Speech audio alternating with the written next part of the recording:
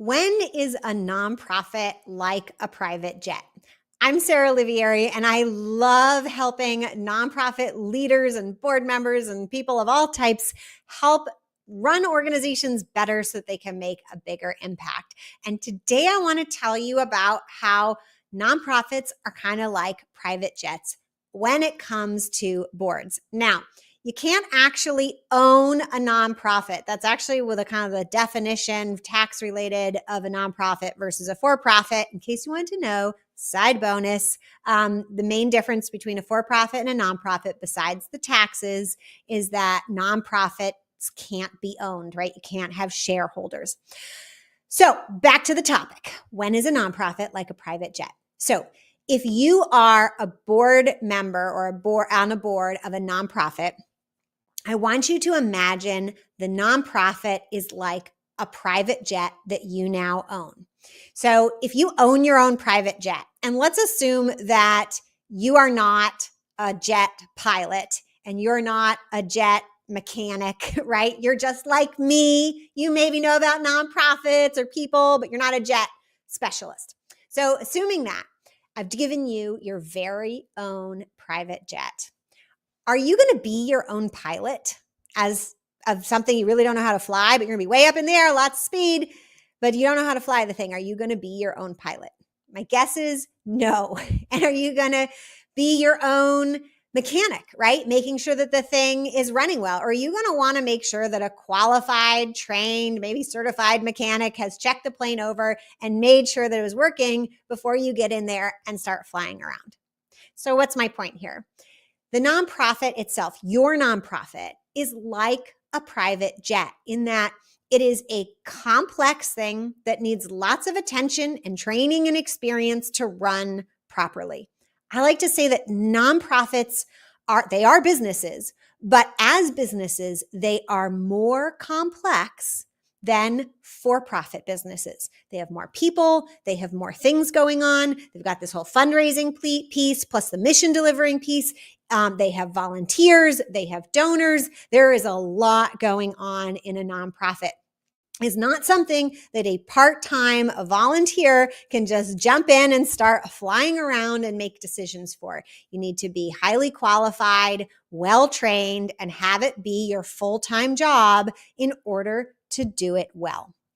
And that is why I recommend that boards in their day-to-day practice and in their bylaws do not empower themselves with any decision around flying that jet, because you're not going to be the pilot. I know that Joan Gary likes to talk about this kind of twin jet or twin pilot situation where you have the board chair and the executive director and they're kind of co-piloting.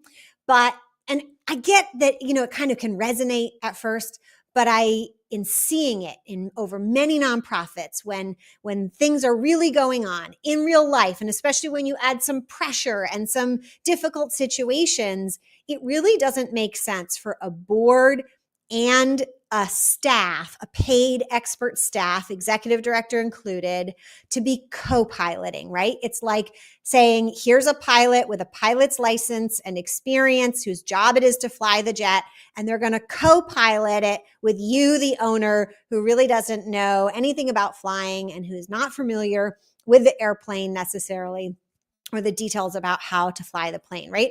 You're not really co-pilots. One is still the passenger and one is still the pilot. And so this co-pilot idea really doesn't work. And I think it's around because of the history of nonprofit leadership. For many, many, many years, nonprofits were truly managed by wealthy, influential boards who actually wanted, because they were looking to gain influence as well as do some good in the world, they already had the money and the money connections. They actually wanted to make all the decisions, and they wouldn't hire an executive director or CEO. They would hire an administrator. If you look in old bylaws, you'll see this older language of the administrator of the nonprofit. And there's still nonprofits today. Let me know in the chat if you know a nonprofit or are a nonprofit whose leader is just titled administrator, right? And so really, the board was truly the active leader, and the staff were just to carry out any decisions that the board made. But this goes way back. We'll talk about that. Oops, hit my microphone. We'll talk about that in another training, the history of nonprofit boards. But I want you to realize that in this modern world where we have executive directors and paid staff, and we're trying to make the biggest impact possible and not spread influence and power for our board members, we really need to have a structure where we let our pilots be the pilots, that we let our organizations be professionally run. And as boards, we're providing oversight, right? We're saying, well, did we hire a pilot who actually has a piloting license, right? You don't necessarily have to have a license to be an executive director, but right? Are you experienced? Have you done this before? Or do you have experience that will translate? Do you have training, or are you getting training, right? Do you have support and resources? That's what we want to be looking at, is, are things running well? Did we hire a mechanic? Was a mechanic hired? Wasn't a mechanic employed? Did the mechanic check the plane? That's why they have on planes, they have like safety inspection stickers, so you can see when it was last inspected, right? Is that inspection up to date? Those are the kinds of questions that I want boards to be asking and getting answers to, as fulfilling a job of oversight, but almost never having the job of decision making. So many people talk about boards and governance, but I always like to talk about boards and oversight. Governance is kind of a confusing word.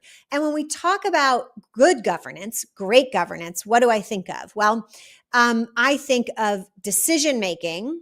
And oftentimes governance is just decision-making power. But I think of decision, we want good governance, great governance, we need decision-making plus oversight for the decision-making. And in order to have good oversight, it needs to be separate people from the people who made the decisions. Because if I oversee my own decisions, is that really great oversight?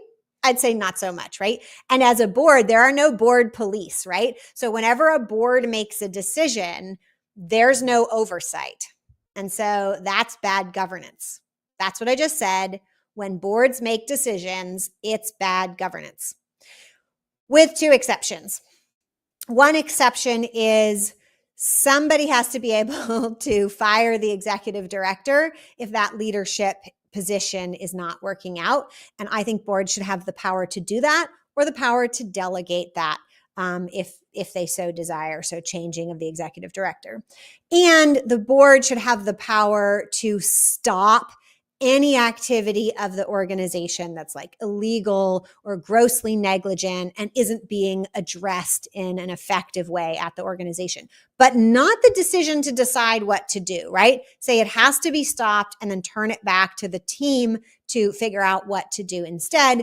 And if this is a continuing leadership issue, then we go back to decision one to change out the executive director, right? But all the other decisions, leave that to the pilots and the mechanics, right? And those are your paid executive director and any other leadership staff, a CFO, a COO, a CMO, whatever fancy titles you like to give. I don't care much about job titles, as long as people know what they need to be doing and which things they're accountable for and how they need to coordinate with their teams. You give yourself any amazing title that you want.